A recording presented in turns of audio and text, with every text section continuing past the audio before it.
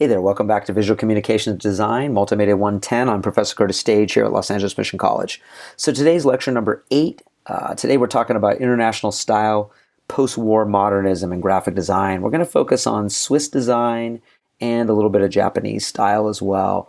In our readings, we're going to talk about the Americans at the same time or around the same time, and many of those Americans were influenced by this Swiss style. So that's going to be in your readings number 8.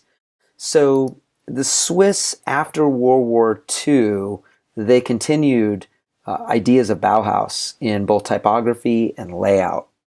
And they called this, they wanted to kind of have their own movement. So they called it new typography at first. That wasn't very exciting. So then they called it the International Typographic Style. And then many people just said, oh, it's called the Swiss design. That's it. So they went from new typography or typographic style or international typographic style to Swiss design, and most people will just say Swiss design. And again, they really liked the idea of Bauhaus approaches to the modernist way of making work. And when we see Swiss style, we really can see it's marked by 3 things. The first one is using a mathematical grid. So they wanted a structure that kind of unified all of their design. You'll see this image on the right where it has, the fonts are all perfectly aligned. You see that in all of Swiss design. Everything is perfectly aligned. The spacing between the letters, the spacing between the different areas. So if you the top one where it says Obernhaus, Zurich, and then the writing right below that, that space between it is the exact same height as the next line down, the Cavalleria. You can see that spacing consistently through all of their design. And their grid structure would be not only for the text, but it would also be for a lot of the graphics as well. Then you'd also see number 2 would be the sans serif typefaces. We've already learned about Helvetica, of course, because you watched the movie. They used Helvetica really almost exclusively, or versions of Helvetica. And you also saw that their stuff was, all their fonts and things were flush left, right? The third thing that you would notice in Swiss style was they would get rid of drawings. There was no more illustrations. This was long gone. They moved to black and white photography as a way to get their visual imagery across. So you would see this combination of geometric patterns with no more drawn illustration. They would be with photographs. And they thought that this kept everything really simple and rational and very structured.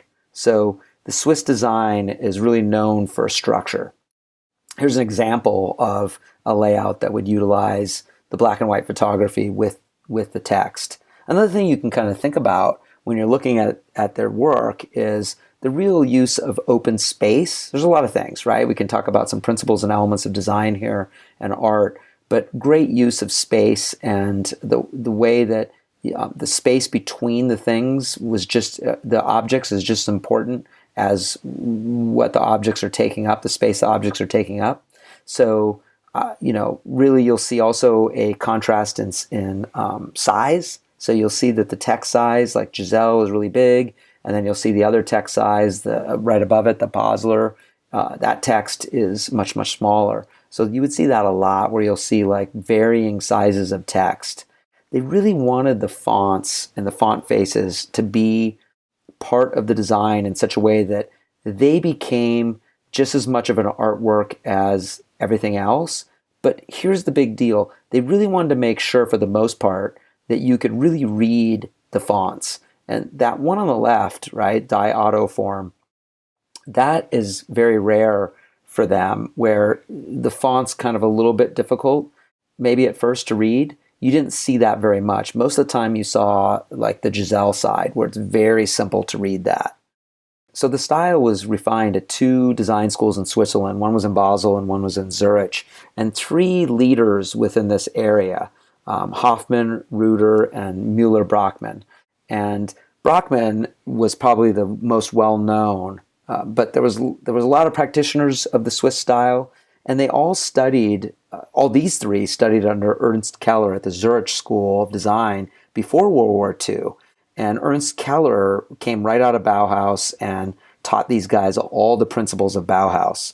And so they applied it to typography at first, and then they added it to graphics after that. You see a lot of times the style became, right, a look of many of the Swiss cultural institutions, which they used posters as advertising. We saw that back, in France. We would see advertising posters for theatrical shows, and the Swiss were doing that as well. But this is the first time that we then started seeing the Swiss build a style of posters, poster design. We would see them do that for corporations and businesses. So we'll get to that in a second. But they started off as advertising vehicles for cultural institutions. And a lot of times you'll see like an accentuation of contrasts between various design elements. And they explored rhythm and tempo and visual form, contrast, size, scale changes. Really lots of really honing the principles and elements of design within their work was huge. You'll see in all three of these, two by Armin Hoffman and one by Brockman, that the text is really important that you read it very clearly. There's no, but notice how the spacing of the text is working. So they'll do things like the one in the middle, in other words, Hoffman liked to run text together and have it really, the spacing between the lines, between those lines there, he'd like to have the spacing, either very close or very far apart. So you can see that happening in his work. And it would create these blocks. Also, you can see that Armin Hoffman is taking all of those shapes and really creating this sense of movement and rhythm, like I was talking about earlier. It was kind of figuring out how to create movement through these simple shapes, and very abstract. Corporations started needing international identification for global events like the Olympics, and they called for universal solutions. So this is something that the international typographic style could provide. Right? A lot of people can connect from all over the world, can connect with these very simple minimalist designs. And they got very popular because it was really easy, could fit into any cultural coding. There wouldn't, you could kind of show these anywhere and people kind of connect with them. They seem kind of boring at first, but they don't have a particular cultural code for the most part, which I think made them open and understandable to a lot of people. Richard Loesch was interesting because he really used very big blocky shapes, geometric patterns and shapes, and his use of color was a lot different than some of the other artists of this time period. So the book covers on the right, those are really cool because he uses these bright colors that you don't see some of the Swiss designers using. And some of that can be seen in his artwork, which we'll look at in a second.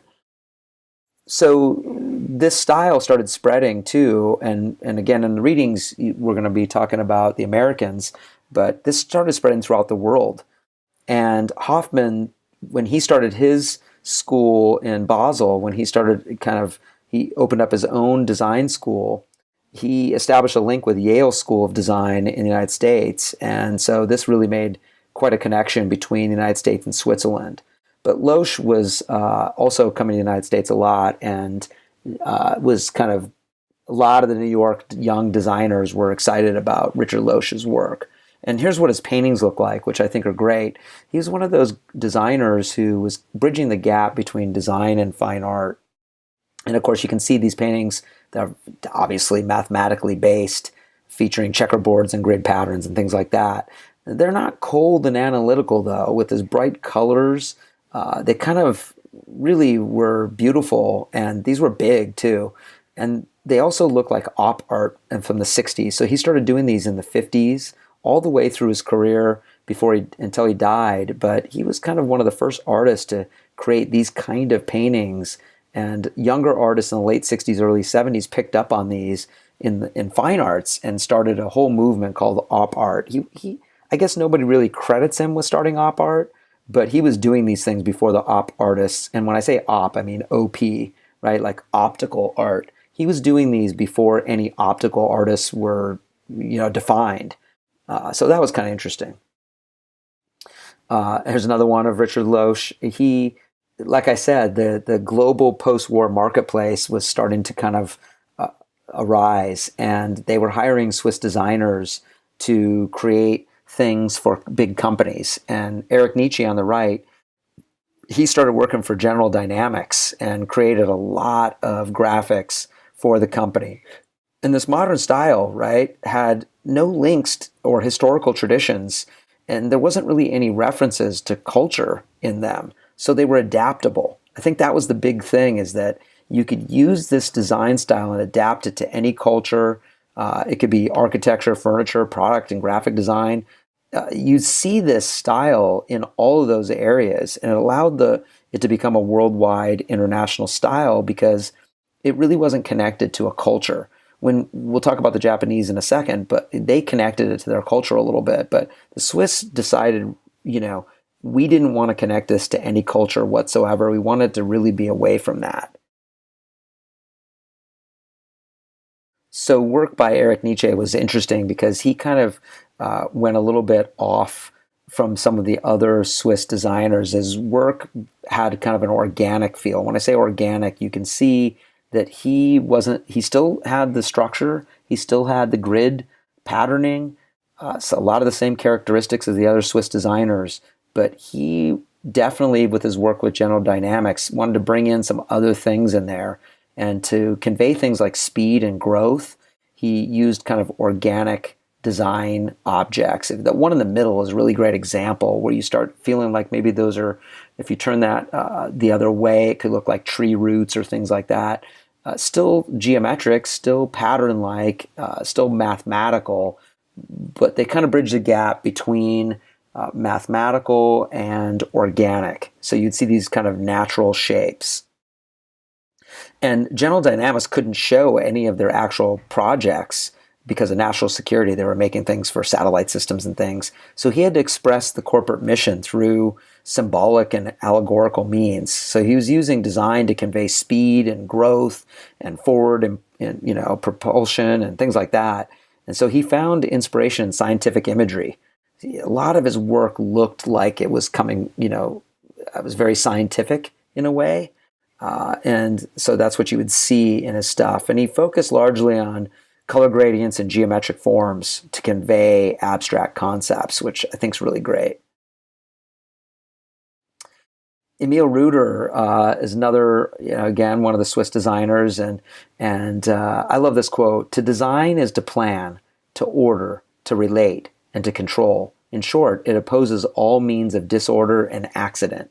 And with Reuter, you really see that he used these big, kind of geometrical shapes that really came out of typography, and then combined them with typography in such a unique way that's still duplicated today. People still rip off Emil Reuter, or maybe not rip off, but maybe they are influenced by Reuter today. And it's really exciting to see. His work always looks really fresh and exciting.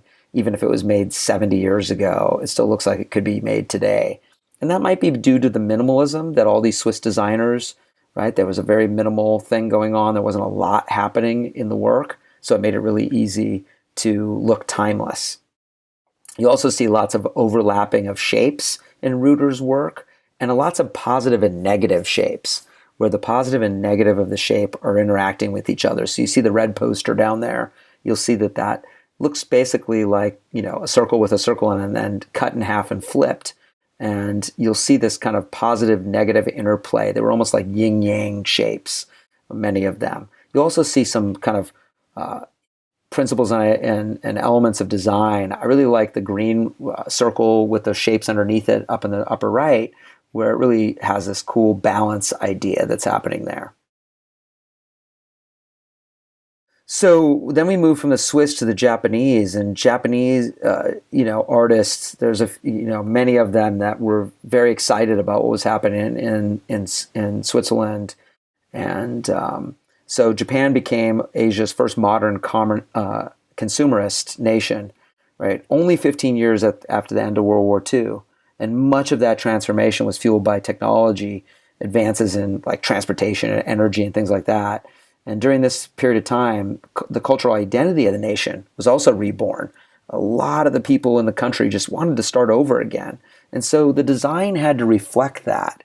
And so you can see from an artist like Yusaki Kamakura that he really was excited about the shift in the world of image making in Japan. The traditional, they really, some of these young artists at the time threw out the traditional design of in the past. Maybe not completely. Some of the styling was still there as a structure, but they really wanted to move forward, and they were super excited about seeing what was happening in Switzerland and then New York City.